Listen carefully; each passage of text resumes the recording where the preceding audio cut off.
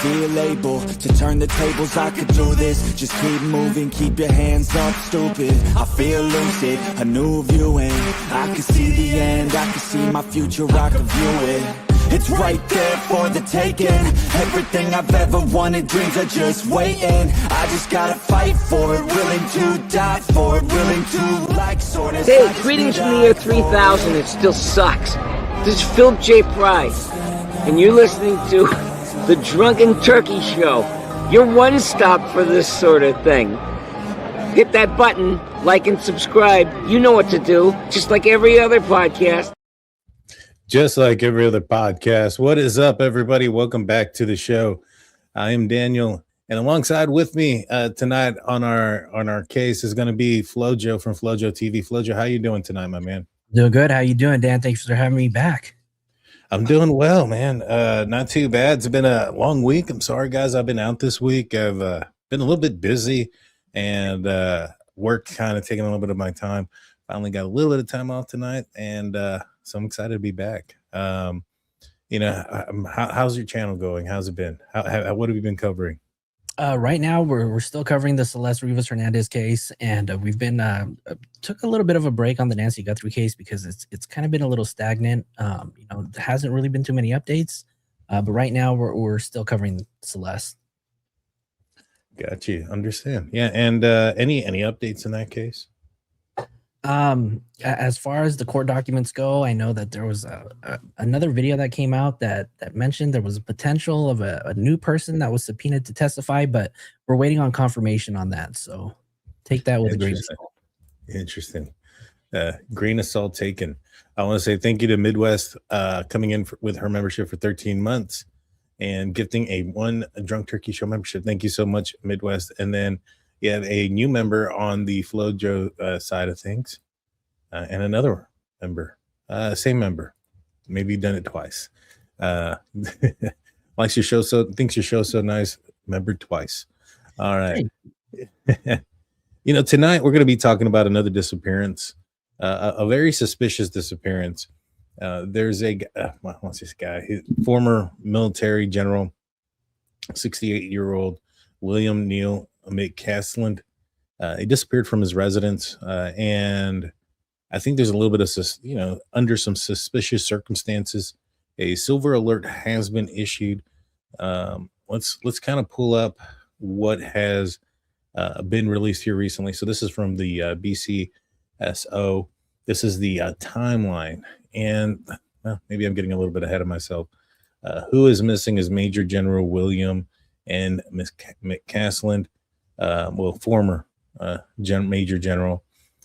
He was in the commander for Air Force Research Laboratory at Wright Patterson Air Force Base, which is kind of, I guess, brought in a lot of conspiracies. And I'll be honest with you, conspiracy was the name of the game for the DT show when we first started off. So, kind of versed in the alien stuff and UFO stuff, and so kind of know who this guy is. Pretty big name, especially here recently. Were you familiar with who the general is? Actually, no. I had to do a little bit of research on him, but when I did my research, I found out that this guy, he's a pretty important person. Yeah. He holds the keys. Very much so. He, from what I understand, grew up in the Air Force, family in the Air Force. His father so he grew up in the Air Force family, son of Lieutenant William H. and Robin McCasland. So both his parents were in the military. His father was killed in a flying accident when he was young, and his mother would remarry another airman, Lieutenant William Casey. So grew up in the military background throughout his life.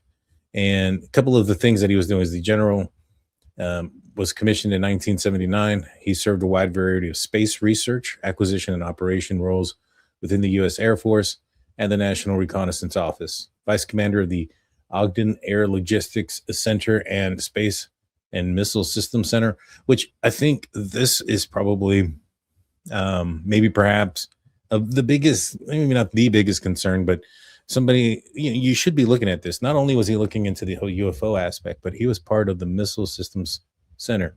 The United States right now is currently in a little bit of a thing with Iran. What do you think about that possibility? Yeah, so I was thinking about that, and I mean, if I want to put my tinfoil hat on, I mean, I think that there's a potential for an abduction. Um, could it be somebody, one of our adversaries like Iran? Could it be somebody from Russia, China?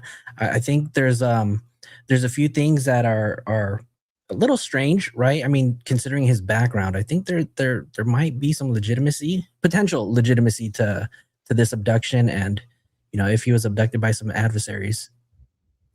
Yeah, I think that's a huge possibility. I'm not necessarily saying that that's what happened here or whatnot, but I do think that there's a possibility that,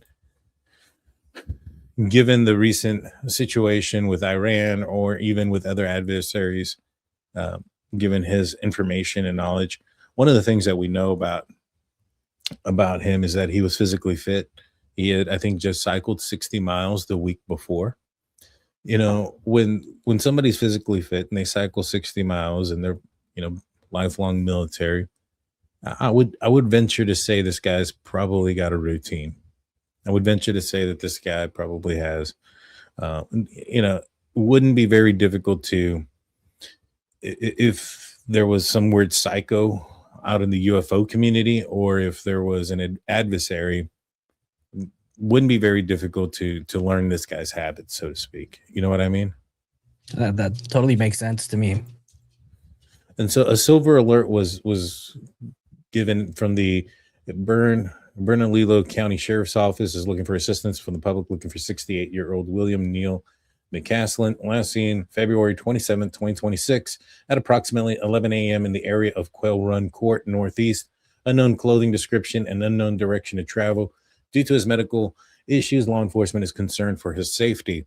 Now, his wife has recently come out and spoken on, I guess, on Facebook and released a statement, and we're going to look at that. But she goes on to, I believe, in the statement to, and I haven't read the entire part, but she says that his medical issues weren't for like dementia or a decline in his medical cognizance. In fact, she indicated that that he was sharp as a tack, so to speak. What are you familiar with a silver alert? I mean, not necessarily when it comes to law enforcement. I am, familiar with what they talk about in the hospital, but we don't really have. I mean, we have silver alerts, but it has a different meaning in the hospital setting. Gotcha, understand. And so I know a lot of folks initially thought maybe perhaps he may have some sort of like dementia or things of that nature, but it doesn't seem to be the case. I wonder if he recently was diagnosed with something, maybe perhaps, is dealing with some sort of medical issue. Obviously, it obviously appears to be the case. All right, let's see. It also seems that they're really keeping his condition confidential, just because of the high status that he does hold in the military. So they're not really trying to put all of his information out there, from what I've seen. Yeah, and the whole HIPAA stuff. And so they got to protect. They got to keep things private to a certain extent. Let's see. So here's the timeline of things and how they went down. On February 27th at approximately 10 a.m., a repairman was at the residence and interacted with Mr. McCasland. At approximately 11:10 a.m., Miss McCasland Wilkerson left the home for a medical appointment. At approximately 12:04 p.m., she returned home and Mr. McCasland was not there. Now, what this doesn't say is whether or not the repairman had left before or after Miss McCasland left. I think that's a pretty big, thing, right?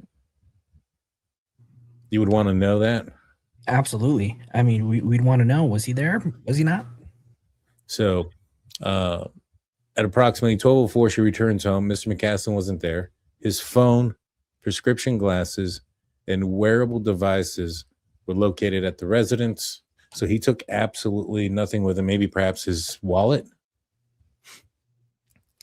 Miss McCasland began to attempt to locate Mr. McCasland and contacted family and friends. At approximately 3:07, she reported him missing, and the investigation began immediately. BCSO has identified items believed to be unaccounted from the residence. Mr. McCasland may have been wearing a shirt shown in the attached photo, which is a long sleeve green shirt. Again, he was an avid outdoorsman. Let's see. And the photo depicts Mr. McCasland wearing a light green long sleeve button up outdoor shirt. Additional items believed to be missing, including hiking boots, his wallet, and a .38 caliber revolver with a leather holster. Now, if he recently got some pretty bad news medical wise, and and left all his stuff to locate where he was, and he took a weapon with him, this immediately kind of screams out self-harm to me. But he could also be meeting somebody that he wanted to protect himself with, and also didn't want to be tracked, didn't want to be traced or things of that nature, given his high status. Which one do you? What are your thoughts on the possibilities, or with what is missing from the home? After reading this, I was really torn on which side I agree with, because if he does potentially have some sort of medical condition like dementia, right, where a person can kind of just get up and go and be very forgetful with things, right? That's definitely a possibility. I've dealt with many dementia patients before in the past, and I've had some even, try to leave the facility, just get up and walk away. But I can understand also if you were really trying to maybe potentially meet up with somebody, not be traced, how you would just kind of leave all that stuff behind, right? I mean, we kind of see something very similar in the Nancy Guthrie case, right? Yeah, you're absolutely right. Everything was left behind there as well. But in this scenario here, like, let's just say that the medical, and I'm assuming here, guys, I have no idea, but they issued out a silver alert, so we can only assume that there is some sort of medical issue per se, right? And so, what if he got informed of some sort of terminal illness, and and I think if that were to be the case, then this probably is kind of leaning towards a very unfortunate, sad, possible sad ending. Now, given his profession and things of that nature, I don't put past a guy to put all his stuff to the side, his phone, his anything that would trace where he was at, especially if he was still meeting up with people, and him wanting to protect himself. But if he took something to protect himself with, he must have felt the means or the reason to protect himself. So I would assume that he's maybe not meeting with exactly a friend, so to speak. Yep, not a regular Joe Schmo, right? Right. And somebody who he's got at least a little bit of a concern to have had a weapon with him. Investigators also located a gray U.S. Air Force sweatshirt approximately 1.25 miles east of the residence on Saturday, March 7th. No blood was detected during the initial processing, and additional analysis is pending. The sweatshirt has not been confirmed by family or friends to be associated with Mr. McCasland.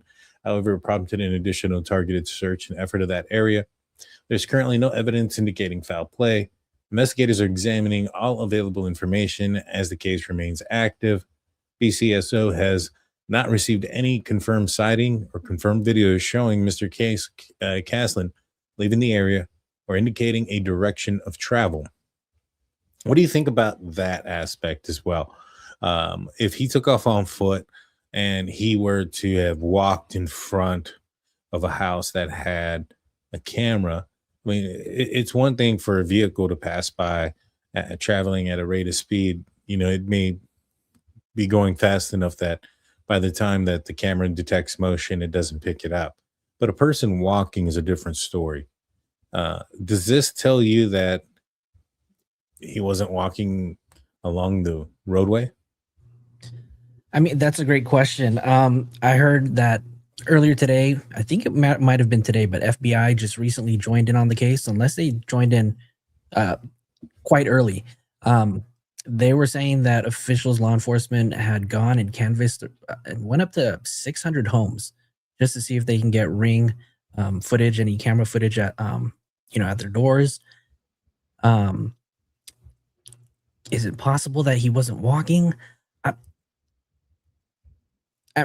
Look, they've canvassed 600 homes. They've asked them for video, and they still don't have anything at this point. I don't know. Sounds a little suspicious, right? Yeah. I mean,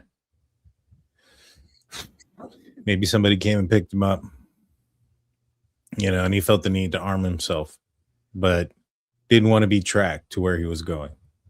I mean, with everything that they've searched, you would assume that if he went and harmed himself out on the trails or off the trails, they probably would have found him by now. Given the dog searches and things of that nature. True Crime Web coming in. What's up, Steve? Victimology will determine if part of his routine was to carry a firearm daily. If this was a one-off carry, then self-harm is to be considered. I carry daily, so not an anomaly. That's an excellent point. I didn't think of that. Whether or not he was whether or not he carried daily, because if he did, then it doesn't mean that. It could mean absolutely nothing that he took a weapon with him. You know what I mean? Good point, Steve. Good point. Let's see. So there's been no confirmed sightings or video showing him leaving the area, indicating a direction of travel. Now, I need to look up where he lives. I wonder if there's trails behind his house that he could have walked on, that could have perhaps I was reading something about the Sandia Mountains. Yeah.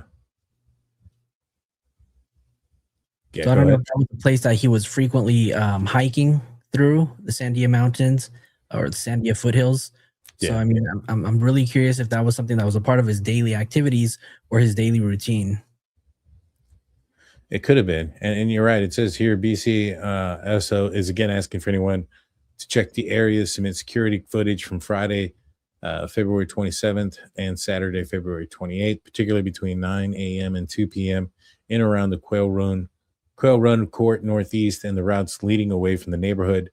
If you were in the foothills or on the trails, February 27th, 28th, please review any GoPro or phone footage and submit for any help. So the foothills and those trails. And so this is an image of, again, Mr. McCasland. Now, let's see who he is again. And I already went through all this.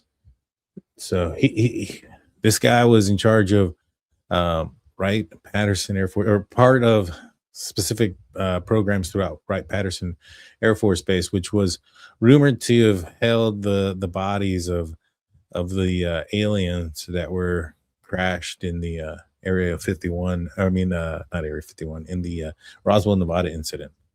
Are you familiar with any of the conspiracies with Wright Patterson Air Force Base? I'll have to be honest with you. I'm not too familiar with them. I had a little bit of time to research it, but please enlighten me and all of my listeners too, please.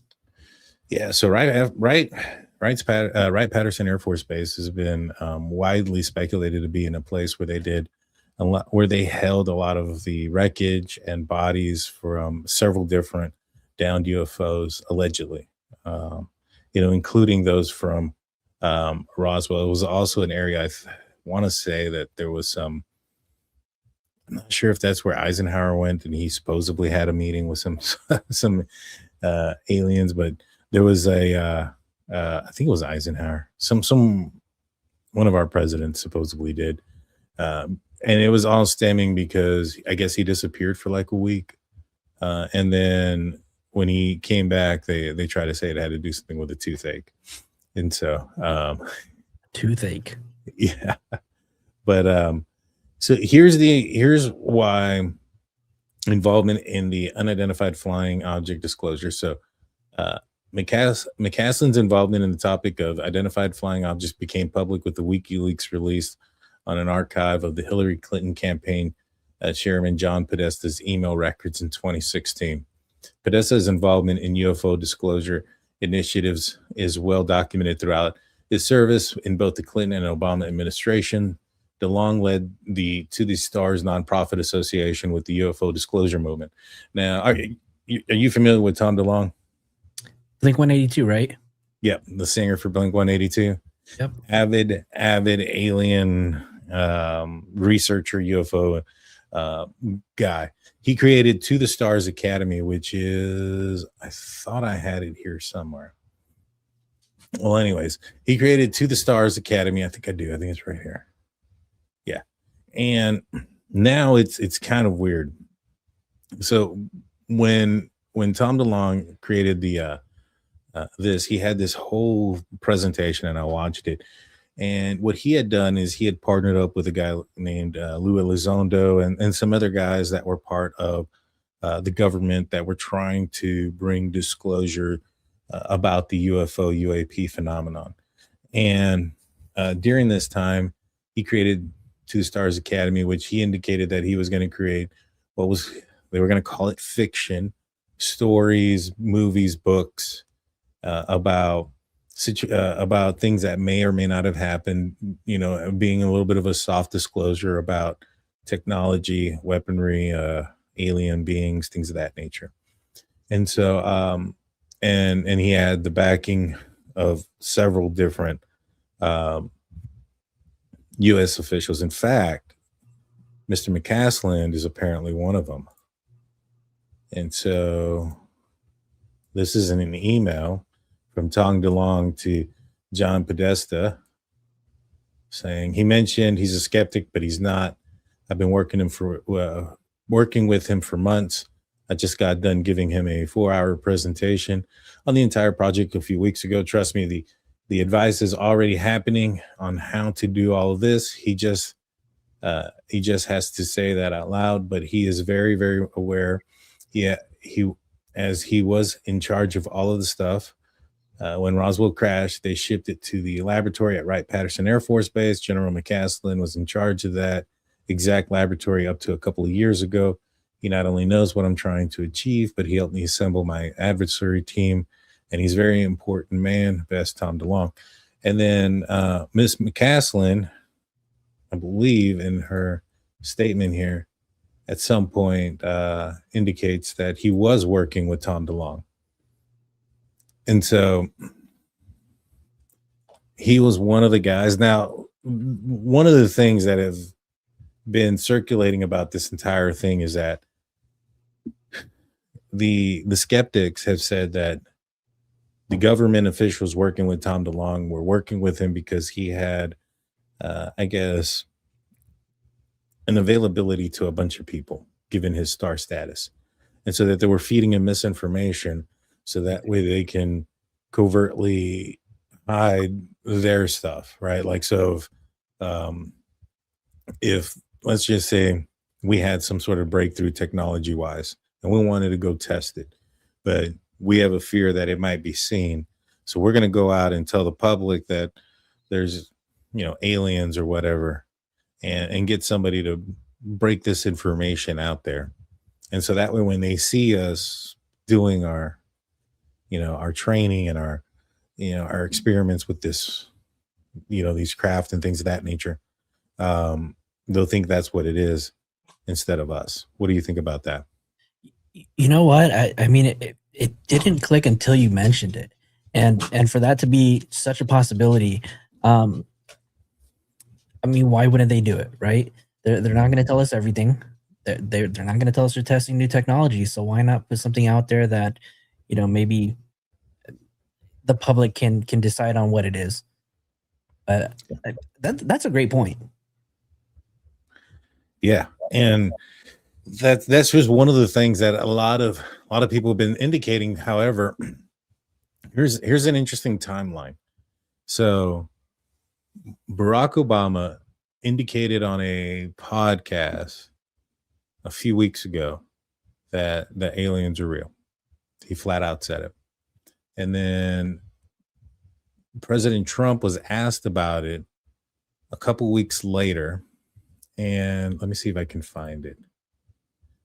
Yeah, a couple weeks later, President Trump was asked about it, about what Barack Obama said. And Trump said something to the effect that he disclosed information he shouldn't have disclosed. Classified information. Yep. And that he was going to release everything. And so this was released not too long ago. It says, based on tremendous interest shown, I will be directing the Secretary of War and other relevant departments of agencies to begin the process of identifying and releasing government files related to the alien and extraterrestrial life, unidentified aerial phenomenon, UAP, and unidentified flying objects, UFOs, President Donald Trump. And then the day before he goes missing, Hillary Clinton is... Okay, and on the topic of transparency, Secretary, so on the day he disappears, Hillary Clinton is doing her disposition on the Jeffy files. And she's asked this question, and people are putting these things together as far as a timeline of his disappearance. So Obama, Trump, Hillary Clinton speaks about this, and then he disappears. Is it all a coincidence? Probably, but let's listen to what she says, and then you be the judge of that. okay, and on the topic of transparency, Secretary, were you ever denied access, or did you ever inquire on the topic of UAP or Gilgamesh in your official or personal capacity, and why? I was never denied access because I never asked for access. Okay. In the efforts of having a transparent government and restoring faith within our country, do you believe that the American people deserve access to those topics? I do, subject to any national security implications. Watch her. They ask her a question. Do you think that they should release the information? She's saying, I do, but look at her head. I do, subject to any national security implications. I think the information. She don't want the information out. She's saying no. What do you think? I mean, it's as clear as day, right? She's shaking her head. She's saying one thing, right? She's shaking her head no, but she's saying a different thing. So I don't know. That I tend to read off the play off the body language. She's clearly saying no to somebody. She definitely didn't want that information out. Let's see. Should be made available. I think that's been ordered, or at least I read that it had been ordered. While I have you here, I just have to ask. So when your husband was president, it was Lawrence Rockefeller had an effort to try to disclose UFOs, UAPs.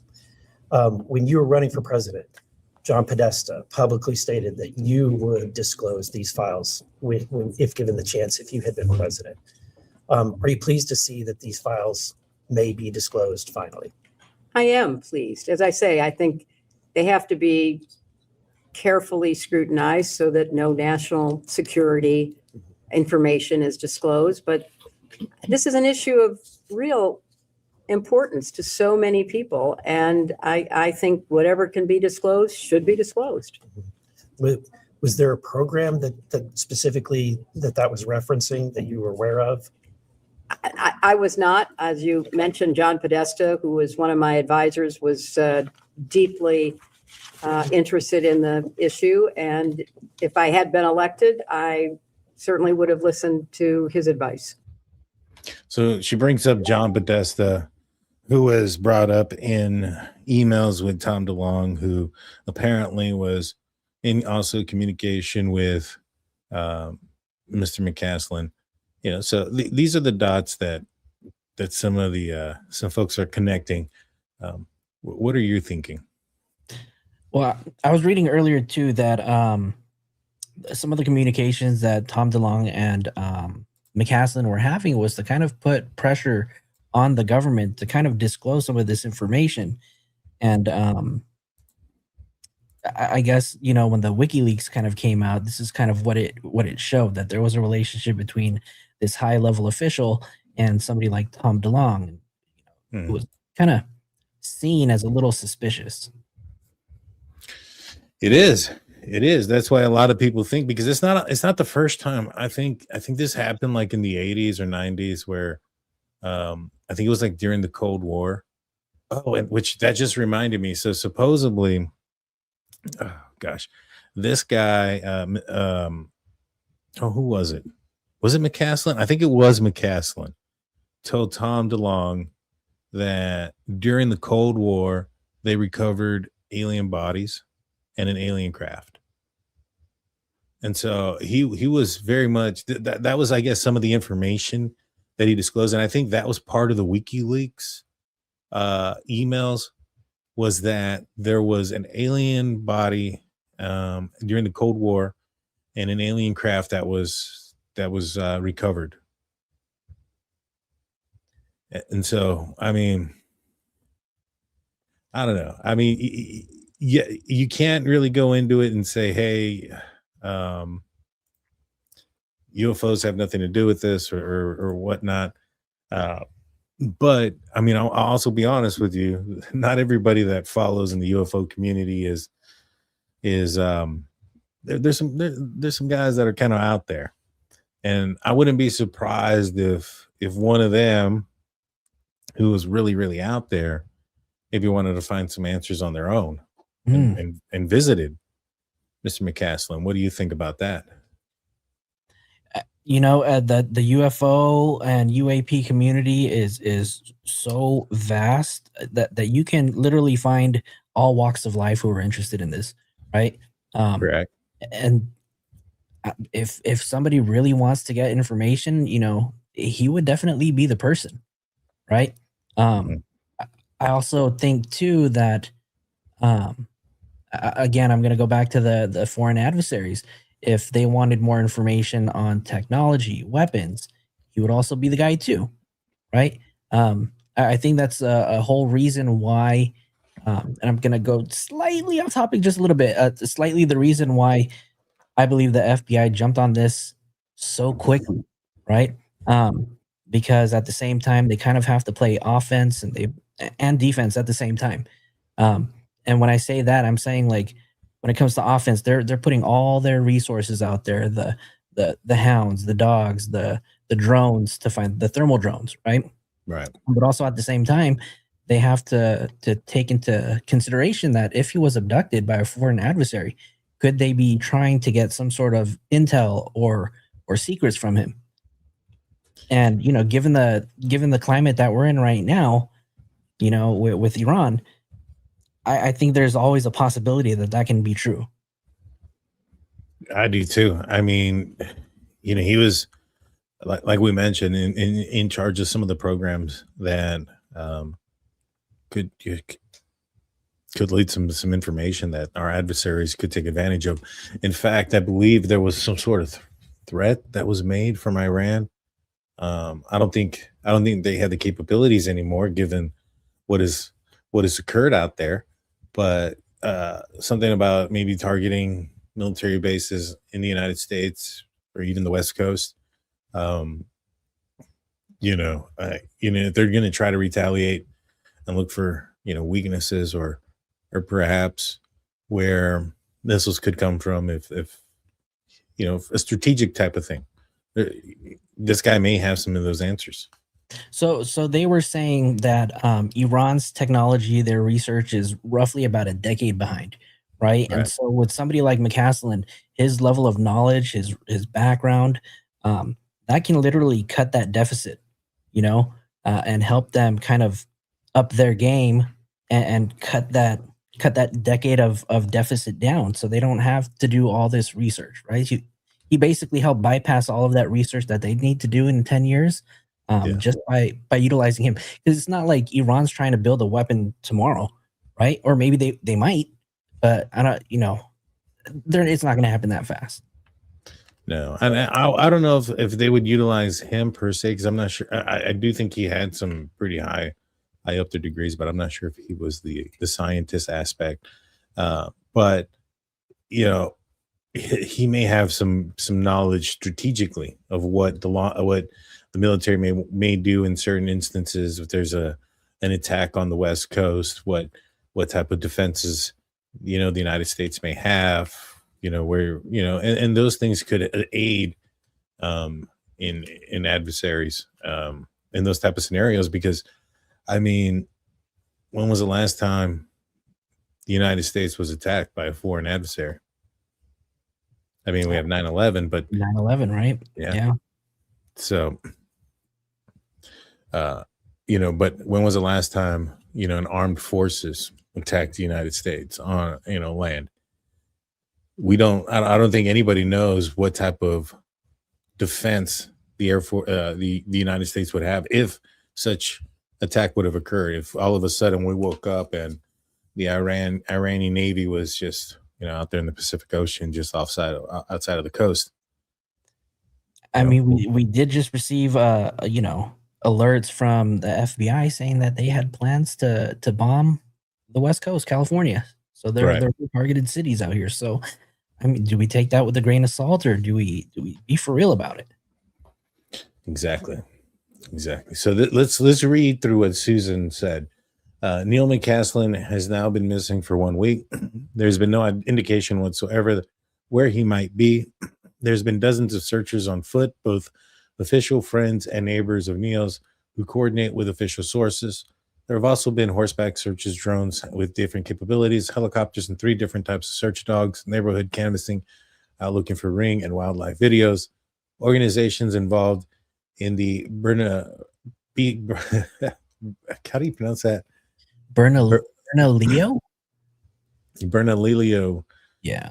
Something like that. County Sheriff's Office, BCSO, which is lead organization, Albuquerque Field Office of the FBI, New Mexico State Search and Rescue, Albuquerque Mountain Rescue, Air Force Office, and Special Investigations. Okay, she says, I would like to take this opportunity to dispel some of the misinformation circulating about Neil and his disappearance, mostly from the uninformed media sources. The initial silver alert from BCSO mentioned medical conditions, which some have taken to mean Alzheimer's. Neil is at some risk, but not from dementia. He was not confused or disoriented. Do you think that if he was if he was terminally ill, like if he had some sort of cancer that was at an advanced stage that led to him going off and maybe self-harming himself, I don't know if she would have used the term some risk if that was the case. What do you think? I think the choice of words kind of, fits. I mean, look, the one person that knows him best, right, would be his wife. Yeah. Right. She was saying that he was as sharp as a tack. Specifically mentioned that he didn't have Alzheimer's. So, I mean,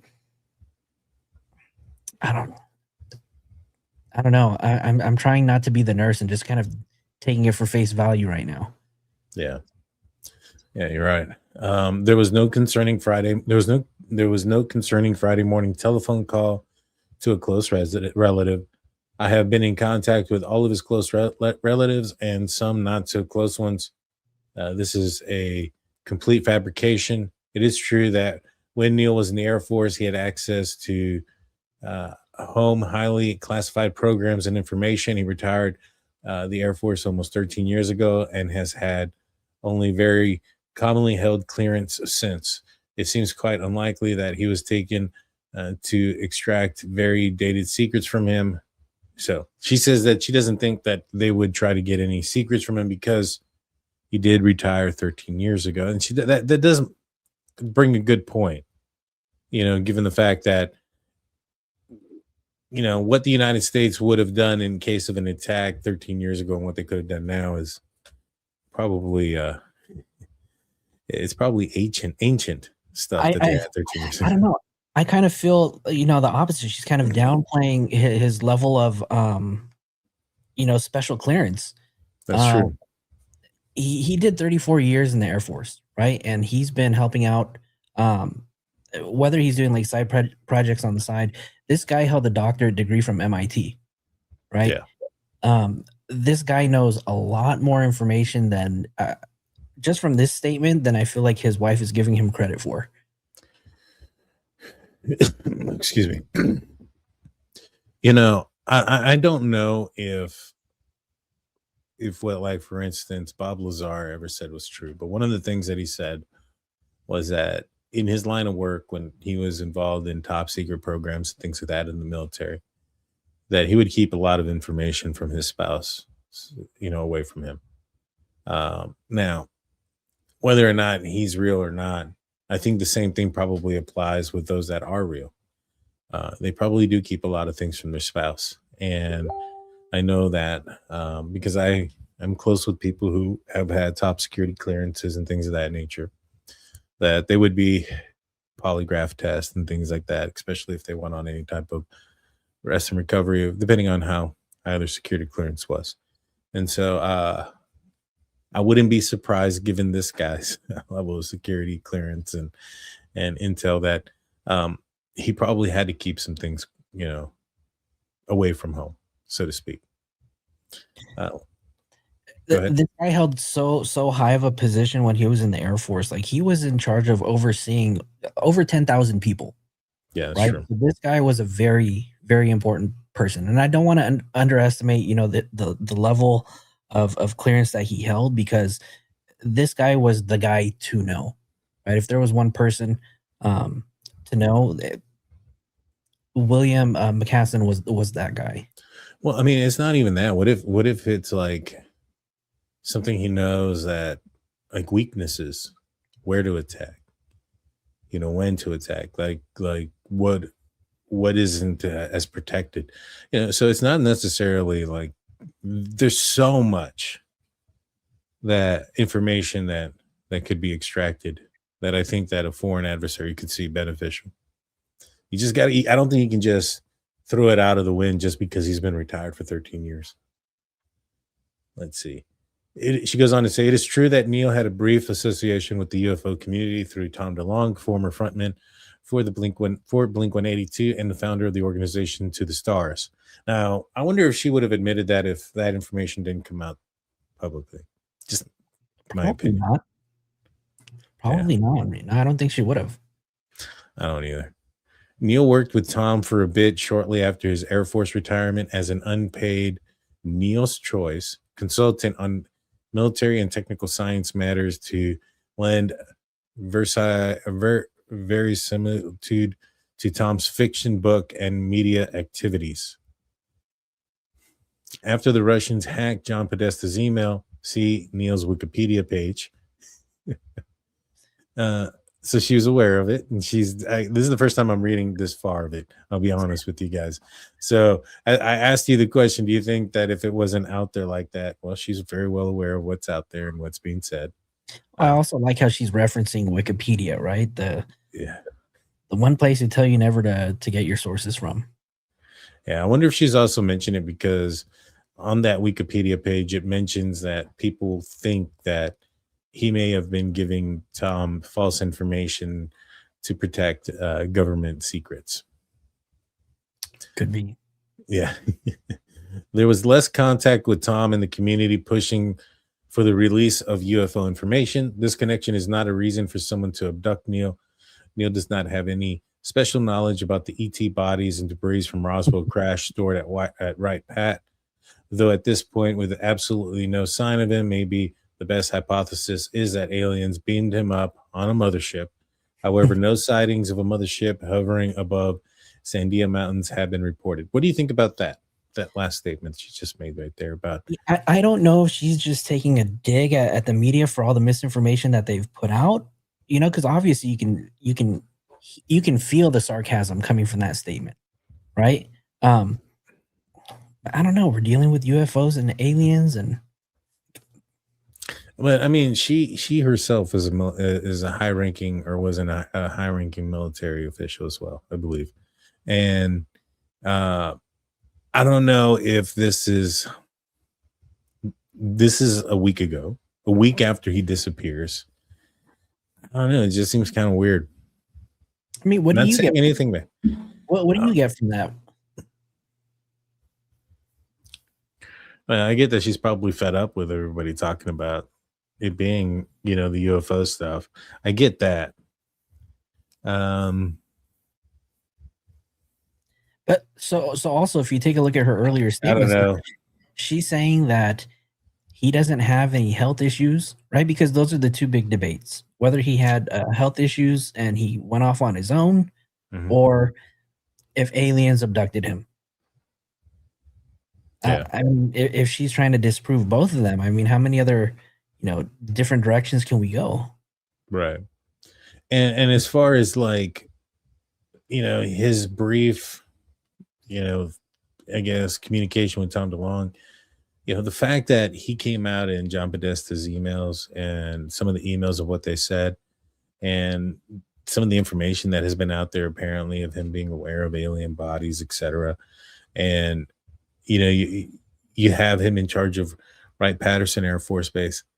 I couldn't put it past some weirdo out there who is overly obsessive with the UFO community and overly obsessed with the UFO content and thinks that he has some information and goes out there and abducts the guy. But weird thing though, I don't think he's the only one. So Monica Reza went missing July 22nd, 2025 in Los Angeles. She worked for NASA as a fellow in the materials and process engineering, specializing in propulsion systems. She was active in the AIAA Aerospace Design and Structures Group, which all fell under leadership under General William McNeil McCasland. She has yet to be found. What do you think about that? I did not hear about this. It's crazy because JPL is literally like 3 miles from here, from where I'm at. It's right here in Pasadena. So, I don't know, JPL just also had a ton of layoffs too. So this is the first time that I'm hearing about this though. She worked for NASA JPL. So she was definitely out here in this area. Specializing in propulsion systems. A lot of weird stuff. Now, if you go to, like, for instance, To the Stars Academy's books that they have. Now, remember in the beginning of the podcast where I mentioned that he talked about how they were going to do soft disclosure through fictional books, and what they were going to try to do is put out the information, like this is the type of technology that we have, this is what our capabilities are, and that they were going to do it through fictional stories. So I wondered, because that was the first step, was the books, then the series, then the movies, then they were going to build a craft, I think is what they said. So here's the first one. Here are the books. So this is Time Rider. In a future where history itself is weaponized, one agent must choose between sterile perfection of his engineered society and the messy humanity of the past that he was sent to manipulate. Talks about time travel, things of that nature, going back in time and changing some things. I'm assuming this is some of the things that they're trying to soft disclose is time travel. And I think he also mentions in this book here, Trinity is something about a situation that occurred in back in the day, I guess like a UFO chasing a guy, and then secret machines. Again, he ends them all with this is of course a work ... a fiction. And so time travel. I don't know. Well, I'm not sure if you're familiar with Operation Looking Glass.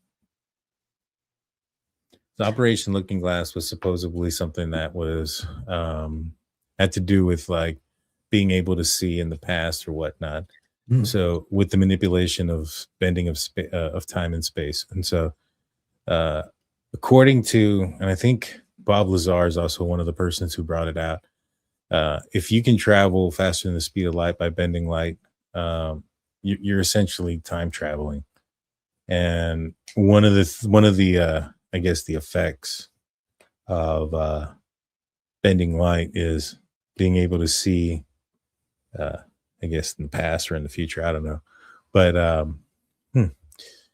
just kind of interesting because of all this stuff kind of just circulating and coming around full circle while reading about this guy's disappearance.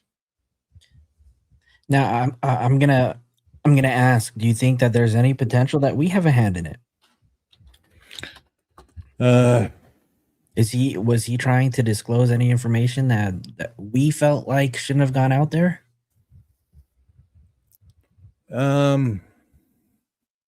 That's a good question. I mean, if you have some people that are missing in, you know, he's not the only person. You have another NASA, person that was involved in propulsion. They've gone missing. A lot of people have gone missing that have come up with the Clintons and et cetera. So is it possible? Maybe. I don't know. What do you think? With all the secrets that the US keeps from us, I think it's impossible for us to not consider, or at least think, that there's a possibility that there might possibly be an inside job. Could be. I'm not. I mean, maybe he disclosed something he shouldn't have. Somebody got upset. See, Project Looking Glass is widely discussed conspiracy theory described as a top secret 1970s era U.S. military or CIA technology, often described as a time viewer or plasma based device. A lot of people think that may have been what occurred with the the whole Mandela effect, messing around with some stuff, changing some things. That's why some people remember things one way and some other people remember things a different way. It's like that Monopoly character, right? Yeah. Monocle. Exactly. And so I don't know. I mean, again, what's probably the most logical explanation here is, what kind of medical issue did he have? Did it is there a concern that there's a self-harm issue? I think you have to look at the possibility of somebody gaining information from him. And I think you have to look at the possibility of somebody who thought he had information about the UFO phenomenon. Now, those are the three things that I'm kind of leaning on. Maybe a fourth one is that he was meeting with somebody that he felt the need to protect himself and didn't want anybody tracking him, so he left all of his devices behind, and that went south. I mean, I do have to say that I didn't read that description of what he left home with, right? And the fact that he left with what, 38 caliber. Correct. I mean, that kind of changes a lot for me too, right? And the possibilities. So before this show started, I never once considered self-harm, but the fact that you mentioned that he left home with a handgun, I mean, makes that all that much of a possibility to me. Yeah. I think, I mean, because there's a silver alert for a reason. Don't know why. And if it's not something that has to do with dementia or Alzheimer's, I hope it's not that. This guy is capable of surviving out there in the wilderness. I hope he's still alive, and I hope he's, maybe went out for a walk, needed time to clear his mind of some sort, and just naturally always just carried his weapon. I hope that's the scenario. But 2 weeks, it's a long time. I was just looking at my calendar right now to see how long ago that was, and it's been 2 weeks. Mm-hmm. And not a single word. Yeah. No cameras, no nothing. Unfortunately, just kind of looking at this from a law enforcement perspective, somebody who plans to do something like this, maybe they've gotten some bad news about a medical situation and don't want to have to deal with everything. Also know about life insurance not paying out if they find him, and that could be a reason why he would want to not be found, right? That's why you would leave your devices behind, leave those behind, so that way you can wander off, and he had the capability of going quite far and perhaps going to a place where he felt that it would be a while before they would find him, if find him at all. This kind of reminds me, obviously the stories and circumstances are a lot different, but this kind of reminds me of the Thomas Medlin case that happened earlier this year. Not sure if you're familiar with it. Which case? Thomas Medlin. The 15-year-old boy who left home in New York and supposedly had met up some friend that he met on Roblox or something, right? And I guess what they found out was he may have jumped off of the bridge. But I don't think that the family, you know, believed it. They I think until this day they still don't believe it. Yeah. No, and I know that I've heard about that case. I'm not familiar with a lot of the details. You know, I feel for that, you know, his family. And I know they don't believe it, but you know, if he did meet somebody online, those things can just be so. It doesn't. That person doesn't physically have to be there to push the kid into the water to be responsible for that. Very You true. know, somebody could have exploited him, and he felt the need to do something like that. Do you know what I mean? And so, I would hope they found if he was indeed talking to somebody on Roblox, and there was some inappropriate type of communication there, that they find that person. So folks are asking, did he drive or was he on foot? They don't know. They don't know. Well, They don't. I don't even know. I don't even think they know what direction he went in. Well, I don't think they don't believe he took any of it. I don't think his vehicles were taken. So I believe they do think he may have left on foot, but somebody could have picked him up. You know, somebody could have picked him up. Oh no, this is it's a crazy situation. I'm gonna keep looking into it.